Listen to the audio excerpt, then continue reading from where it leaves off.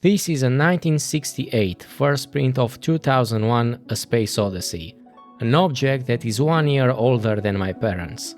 The pages are yellowed, the spine looks like it's about to split at any point if I open it too wide, and it has a musty, stifling smell to it. I could read this book on my 1440p 90Hz tablet, which also allows me to adjust the text size, brightness, and even the color of the page. And yet, if I were to reach for one of them, I'd always pick the physical book. So why would I choose the objectively worse version? Recently, there seems to have been an aggressive pushback towards old hardware, especially within the social media space, from using wired headphones and bulky CRTs to carrying around devices that try to recreate the feeling of old hardware, like e-paper tablets, retro-inspired handhelds, and digital rangefinders. As is often the case in a society driven by shiny object syndrome, the pendulum is bound to swing in the opposite direction. Part of this resurgence comes from a desire to separate ourselves from the norm, to go against the aesthetics that have become ubiquitous, and, in doing so, construct a particular identity around ourselves. The funny thing about trends is that once their rejection becomes fashionable, it can develop a strange contradiction of its own, where people start participating in counterculture because counterculture itself is seen as cool. What do you mean you're not reading an unabridged copy of The Count of Monte Cristo in public while drinking a matcha latte, listening to Nujabes on your Sony Walkman and having a PSP strapped to your belt? Are you even trying to be performative? And that's exactly how the pendulum swings back. The things that once existed in opposition to the mainstream eventually become the new aesthetic to aspire to. But beneath the trends, nostalgia and posturing, I think there's something genuinely appealing about old hardware. A type of physicality that resonates with us on a deeper level. As humans, we experience the world through our senses. Touching something, manipulating it, hearing mechanical feedback, seeing the object change its state because of something we physically did. All of these things create a layer of sensory information that is pleasant to us on a primal level. Right now, it looks like modern technology tries to move most of that interaction into an abstract digital layer. Even though we may have become proficient at using these modernized counterparts, there's something about the friction and feel of old hardware that makes the experience itself worth examining. Not so long ago, if you wanted to read a book, we'd have to put on some clothes, walk to the bookshop, find a section that interested us, pick up multiple books, judge them by the cover, read a synopsis on the back, walk to the counter, pay, get home, and then start reading.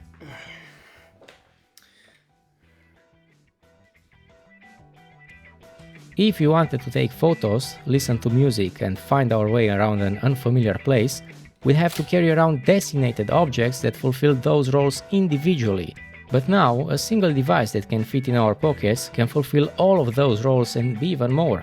And that's obviously a good thing. I don't think most of us want to spend 5 minutes rewinding a VHS tape every time we want to rewatch a movie. And I sure don't want to stare at the door opening animation for 7 seconds in the old Resident Evil games every time I enter a new room. So when I say the word friction, I'm not talking about every obstacle that gets in the way of convenience. There's an important distinction to be made here. If the friction created by a series of steps simply prevents or disincentivizes you from reaching the end goal, then I'd call it bad friction. But if those extra steps can be made obsolete with the use of modern technology, and yet we willingly choose to take them because they give meaning to the process, then I'd call it good friction. Making a cup of coffee can be reduced to pressing a button on a machine. But there are people like me who deliberately choose to grind their beans, measure them, temp the grounds, pull the shot and steam the milk. All of those steps technically stand between me and the coffee, yet removing them wouldn't necessarily make the experience better. I enjoy listening to the harsh sound of the grinder. I like taking a peek at the bottom of the group head to see what consistency the shot has. And even though I'm terrible at it, I enjoy trying to pour a sad attempt at latte art. There are espresso machines that can be programmed to do all of this for you, but I don't think I'd enjoy my coffee as much if I missed out on those extra steps. The same thing happens with old technology. Putting a cartridge into a console, loading film into a camera, placing a record onto a turntable, or physically opening a book all add steps to an experience that could now be made almost instantaneous. But those steps can also give the experience a sense of occasion. Now, I should clarify that I'm not trying to make some absolute distinction between good and bad friction. Those are terms I'm using to describe two different ways friction can affect an experience, but that distinction is totally subjective. Personally, I find the process of going to a bookshop and looking through the shelves considerably more cumbersome than opening an app and downloading one. But who am I to say that those extra steps are meaningless to someone else? For them, the walk to the bookshop and the browsing might be precisely what makes the experience enjoyable, just like they might find the process of making coffee annoying. What I consider a necessary friction might be an important part of someone else's experience. Rituals have been part of human life for thousands of years, and one of their defining characteristics is repetition. We perform the same sequence of actions again and again, often because the familiarity of that sequence gives us a sense of predictability and comfort. When we already know what comes next and what the result will be, there's something reassuring about the process itself that doesn't necessarily require a religious ceremony or some ancient tradition. We create little rituals for ourselves all the time. A ritual is more than just a collection of unnecessary steps. It gives an activity a structure, a beginning and an end, and it creates a small separation between the intention to do something and actually doing it. In a way, it acts like a micro delay of gratification. When I think about playing a PS2 game as a child, I remember opening the disc lid, putting Ultimate Ninja 3 into the console, turning it on and watching that familiar PS2 boot up sequence. If I wanted to swap the game, I had to go through that process all over again. But those few seconds of listening to that iconic startup sound were also a few seconds to anticipate what I was about to do. Even though the game hadn't started yet, I was already getting into the mindset of playing it. Even the games I hated as a child are often more vivid in my memory than things I've played more recently and enjoyed much more. Maybe part of that is because the little rituals surrounding them gave those experiences a stronger sense of occasion.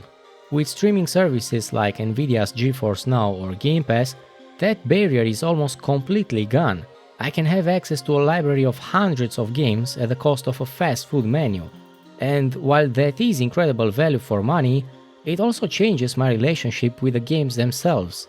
When everything is available and there's no need to commit to a particular game, choosing one is almost meaningless because if I get bored after 10 minutes, I can just move on to something else. But when I was a kid, I didn't have an endless library sitting in front of me. So when the time came to buy a new game, that decision felt like the most important thing in the world to me. Once I put the disc into the console, there was a sense that this was what I was going to play, very likely for the next few months. I'm not saying having access to more games makes them less enjoyable by default, but there is something about having to make a choice and then having to live with that choice for a while that can make an experience feel more significant. And I think the same principle applies beyond the physical ritual itself. Because old hardware was so limited in its use cases, it also forced us to commit to whatever activity the hardware was designed to fulfill. So when you were reading a book, you couldn't just swipe the bottom of the screen to move on to a different one. And when you were playing a cassette tape, you were limited to whatever was on that one tape. These limitations could be frustrating nowadays, but they also encouraged us to give more attention to the thing we'd already chosen. Maybe that's why those experiences remained so vivid. It wasn't necessarily because the content on that hardware was better. Surely it wasn't. But because I had fewer alternatives, I also had to spend more time with each one. The ritual that I was describing, regardless of the hardware in question, gave the experience a physical presence and more thoughtfulness. But there's another, much more direct reason old hardware feels different. And I mean that quite literally. You can actually feel it. Older hardware was designed to be interacted with physically, so button travel, dial resistance, switch clickiness were all due to mechanical components that made distinguishable noises as they moved. You could feel, see and hear the difference between each action. Here, close your eyes for a few seconds and try to guess what each of the following sounds is.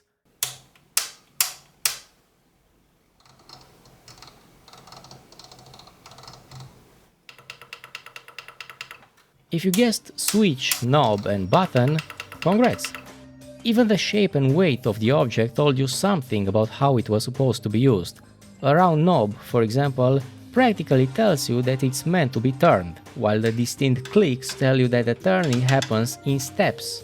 Now compare a physical amplifier with a digital plugin, where you move dials on a screen, or a wristwatch, where you turn the crown on a screen, or a fridge temperature control, where you lower the temperature on a screen, or a car's climate control, where you turn the knobs on a screen?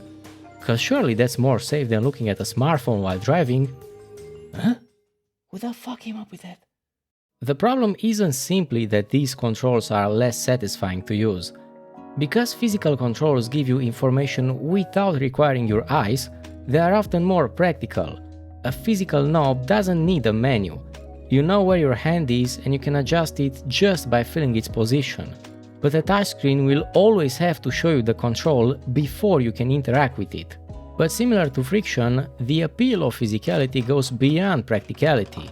If the only thing we cared about was pure efficiency, there wouldn't be much reason to seek out physical interfaces once a digital equivalent can perform the same function faster and cheaper. And yet, we do it all the time. We buy and sometimes build our own mechanical keyboards, even though a cheap membrane one can work just as well. We buy analog mechanical watches, even though smart ones are more precise and can fulfill more functions. We shoot film despite digital cameras being more convenient. I'd probably shoot with my Instax Mini a lot more if the film weren't so expensive. But because every photograph has a cost attached to it, it means that I have to be a lot more deliberate about every shot I take. I have to think about the positioning, lighting, framing, and whether that one sheet of film is even worth using for that photograph. If I were shooting the same scene with my digital camera, I could take 20 photos and throw away 19 of them without a second thought. Ironically, if the film were more affordable to me, I think the scarcity itself wouldn't feel quite as meaningful. So there is still something about interacting with a physical object that we value independently of its efficiency or end result. In fact, I think we've reached a point where that analog feel is marked up at a premium price by companies that want to take advantage of our desire for physicality. Whether it's the watch, keyboard or camera industries, they all see the potential in digitizing their products and then selling the more analog versions by emphasizing the manual craftsmanship, industrial design and premium construction, which is all marketing jargon for, hey, how about you pay 4 times the price for the aesthetics of old hardware? There are legitimate reasons for some of these price differences, but usually it's a tactic that preys on our desire to signal taste, identity, and of course, wealth. Items that incorporate both the analog design of old hardware and the conveniences of new hardware are usually the ones sold at the highest price, but genuine old hardware is not much further from this. The people who want to rid themselves of old hardware can now sell it at double the price they bought it for to those wishing to identify themselves as being part of counterculture. Because wanting to escape frictionless technology has become desirable aesthetics within the modern zeitgeist, those aesthetics have also become a status symbol. This is where the whole performative thing comes from, by the way. At the beginning of this video, I said that if I had to choose between my 1968 copy of 2001: A Space Odyssey and a digital version on my tablet, I'd always pick the former. But there is an important caveat to that. If you put a freshly printed copy of the same book in front of me, I'd always choose the digital version. What I'm really drawn to isn't simply the fact that it's physical. It's the character that this particular physical object has acquired. The old library smell and the faded, grainy texture of the pages. These all make me aware that I'm holding something that has existed for decades before I ever touched it. The appeal of this particular book isn't just physicality in isolation, but the accumulation of physical qualities and history that make it feel uniquely itself. So, to answer the question of why we crave old hardware, I think it's a multifaceted answer. On an intrinsic level, it's the deliberate, volitional feeling that their friction and feel give us, how grounded they can make us feel at that one moment. But on an extrinsic level, outside of their performative status signaling function, I believe it's also a form of self-expression. that reflects what kind of person we are.